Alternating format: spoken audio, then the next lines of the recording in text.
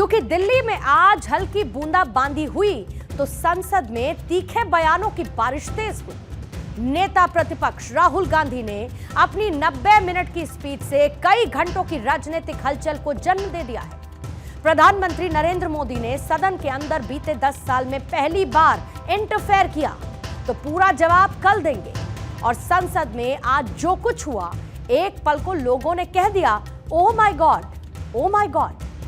इसीलिए क्योंकि राहुल गांधी ने आज सदन में भगवान शिव को याद किया, उनकी एक तस्वीर के सहारे सत्ता पक्ष पर जमकर आरोप लगाए। इन आरोपों को बीजेपी ने गंभीर करार दिया। ऐसे में सबसे पहले राहुल गांधी की पूरी 90 मिनट की स्पीच के हाइलाइट्स क्या रहे, आपको वो सुनवाएंगे।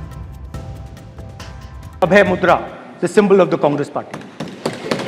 तो हमारे सारे के सारे महापुरुषों ने अहिंसा की बात की। डरो मत, डराओ मत।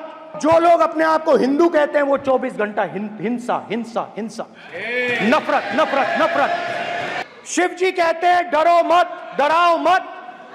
आपने हिंदुस्तान की महिलाओं को महंगाई से हर रोज डराया है।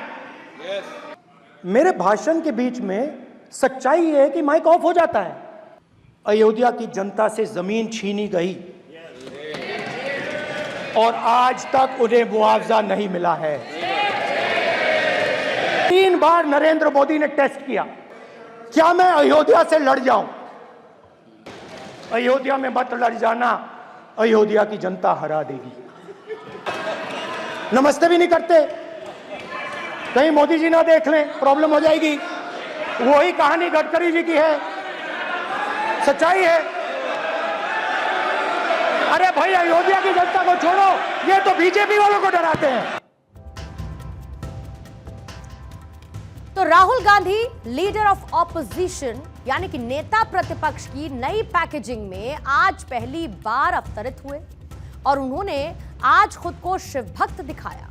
भगवान शिव की तस्वीर भी दिखाई, उसके साथ ही इस्लाम के प्रतीक के तौर पर इबादत करते 2 हाथ, फिर गुरु नानक जी, और इसके बाद ईसाई और जैन धर्म से जुड़े पोस्टर भी दिखाए और सबका संदेश एक ही बताया, अभय मुद्रा।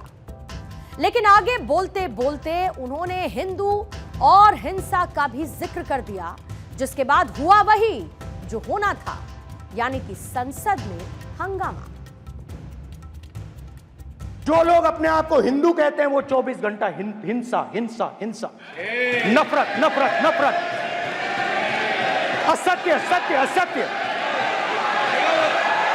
ये विषय बहुत गंभीर है। पूरे हिंदू समाज को हिंसक कहना ये गंभीर विषय है। शोर शराबा कर इतने बड़े वाकया को छिपाया नहीं जा सकता। विपक्ष के नेताजी ने कैटेगोरिकली कहा है कि जो अपने आप को हिंदू कहते हैं वो हिंसा करते हैं। तो राहुल गांधी भगवान शिव की तस्वीर के साथ जो तत्व दर्शन कराने की कोशिश कर रहे थे, वो तत्व दर्शन कैलेंडर ज्ञान वाला है। मतलब राहुल गांधी ने कहा कि भगवान शिव ने त्रिशूल अपने इस ओर रखा, उस ओर रखा, हाथ में नहीं पकड़ा, जमीन में गाड़ कर रखा, वगैरह वगैरह। मैं आइए अपने फोन में भगवान शिव की तस्वीर को सर्च करके आपको दिखाती हूं और कुछ तस्वीरें आपको अलग नजर आएंगी, भिन्न नजर आएंगी। हो सकता है जो राहुल गांधी ने तस्वीर दिखाई वो भी तस्वीर आपको नजर आए। जैसे कि ये एक तस्वीर इस वक्त आपके सामने है, जरा इस तस्वीर को देखिएगा। इसमें आपको त्रिशूल भगवान शिव के हाथ में कहां नजर आता है, किस तरीके से नजर आता है। इसमें आपको भगवान शिव आएंगे मुद्रा में, जिसमें वो ध्यान लगा रहे हैं। इसके बाद अगली तस्वीर एक और, जिसमें ध्यान की मुद्रा में भगवान शिव है। ऐसे ही एक और तस्वीर है जिसमें आशीर्वाद देते हुए आपको भगवान शिव नजर आएंगे। अलग अलग तस्वीरें हैं, इसमें आपको भगवान शिव का हर एक अलग रूप नजर आएगा। कुछ तस्वीरें इस वक्त मैंने स्क्रीन पर आपके सामने भी रख दी हैं। जरा इन तस्वीरों को स्क्रॉल करते हुए भगवान शिव की अलग अलग मुद्राएं देखिए। अलग अलग तरीके से भगवान शिव आपको नजर आएंगे।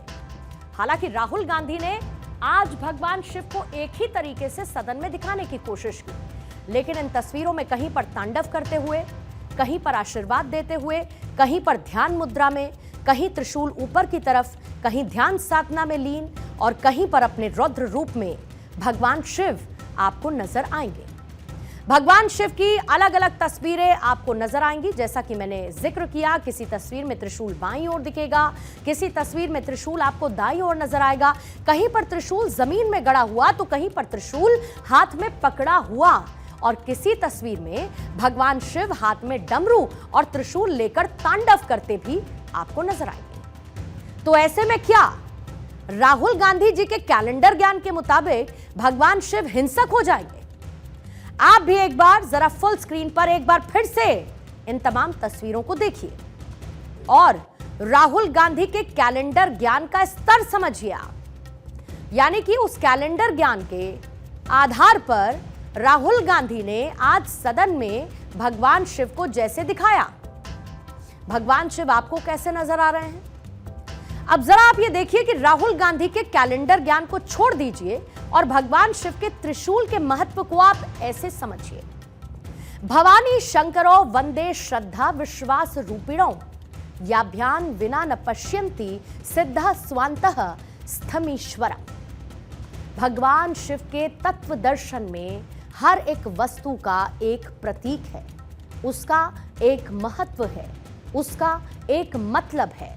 इसमें त्रिशूल लोभ, मोह और मृत्यु के भव बंधनों को नष्ट करने वाला एक ऐसा अस्त्र है जिसकी धार ज्ञान, कर्म और भक्ति से पैनी हुई है।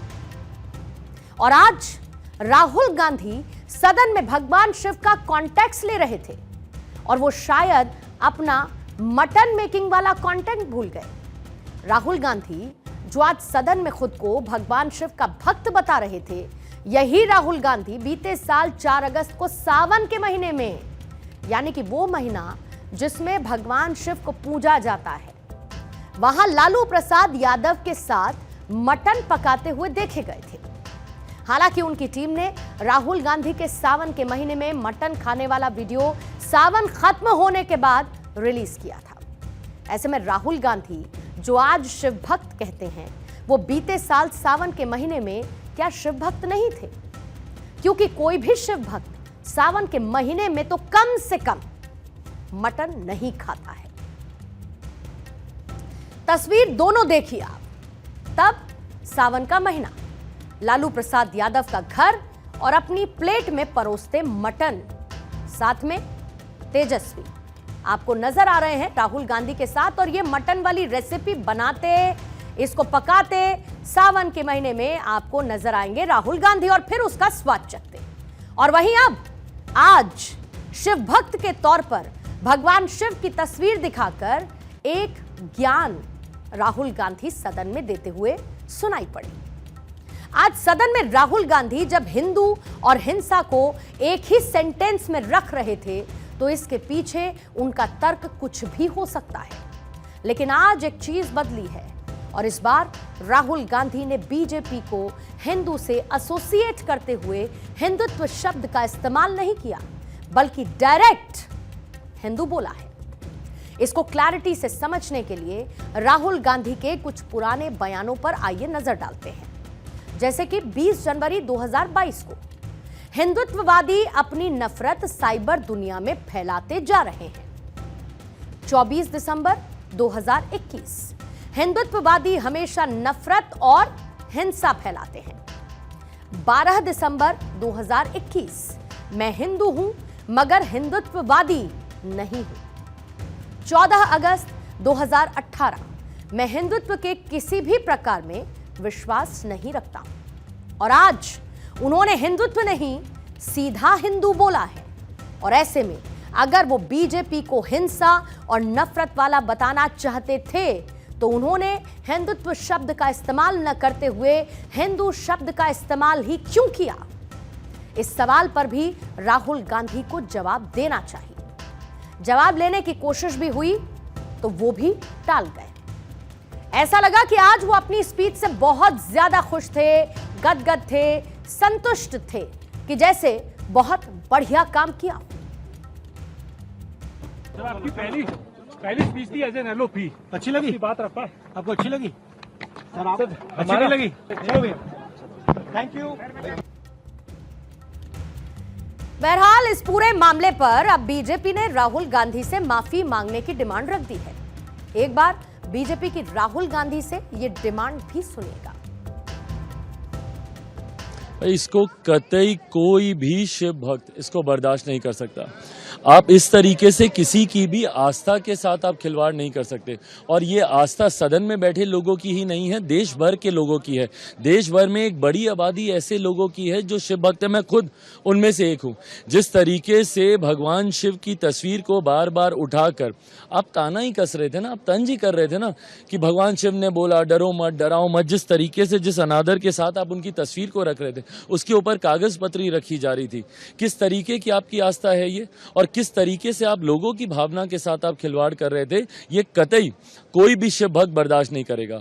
और आपको अगर भैया एलओपी के नाते अगर आपको बातों को रखना है तो आप तथ्यों के साथ रखिए ना। कि राहुल गांधी जी ने जो बोला है ये कांग्रेस की फितरत बन चुकी है। उन्होंने संपूर्ण हिंदू समाज को हिंसक कहा।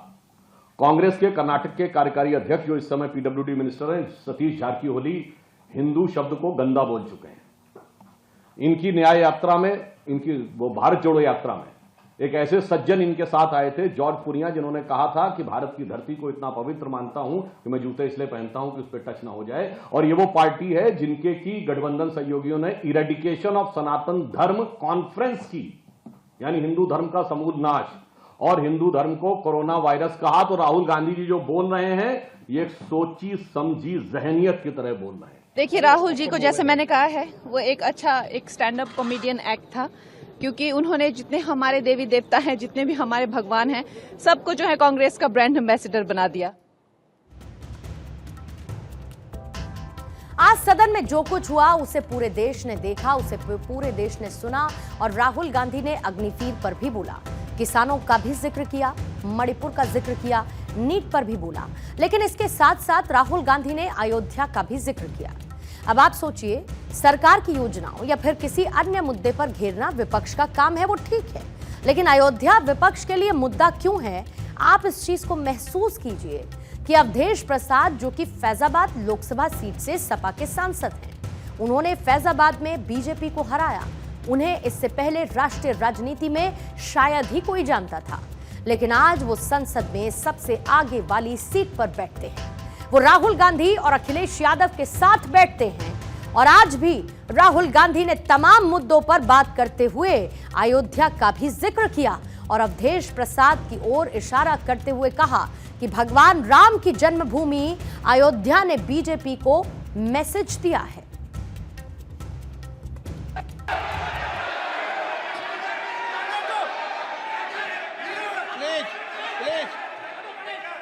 सर, कहां तक इन लोगों ने डर फैला दिया? मैं आपको अयोध्या से शुरू करता हूं।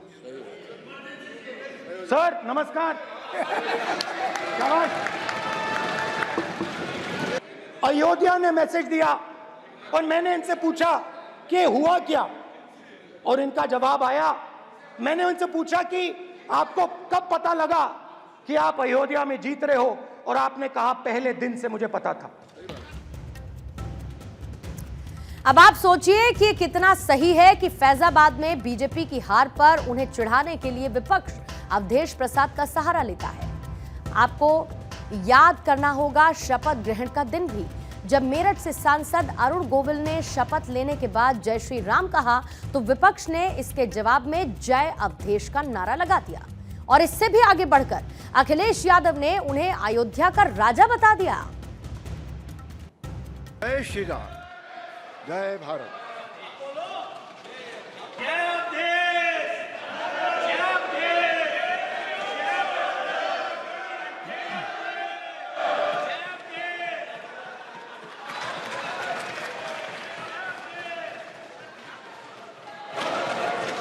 लोकतंत्र रक्षक सेनानी, आइए लोकतंत्र रक्षक सेनानी, ये खड़े हमारे साथ अवधेश जी, राजा अयोध्या। अब आप सोचिए कि क्या अयोध्या का राजा भगवान श्री राम के सिवा कोई हो सकता है? क्या अवधेश प्रसाद ने बीजेपी के फैजाबाद से उम्मीदवार रहे लल्लू सिंह को हराया है या फिर प्रभु श्री राम? और भगवान श्री राम क्या बीजेपी है? भगवान श्री राम तो हर किसी के हैं, इस धरती के कण कण में हैं। ऐसे में ये कितना सही है कि बीजेपी को नीचा दिखाने के लिए अवधेश प्रसाद का सहारा विपक्ष ले रहा है। अयोध्या में इसी साल भगवान श्री राम का मंदिर बनने के बाद अगर बीजेपी फैजाबाद लोकसभा सीट से नहीं जीती तो क्या इस तरीके से माहौल उड़ाया जाएगा? अवधेश प्रसाद को आगे बैठाकर बीजेपी को कमतर दिखाने की राजनीति आखिर कहां तक सही है?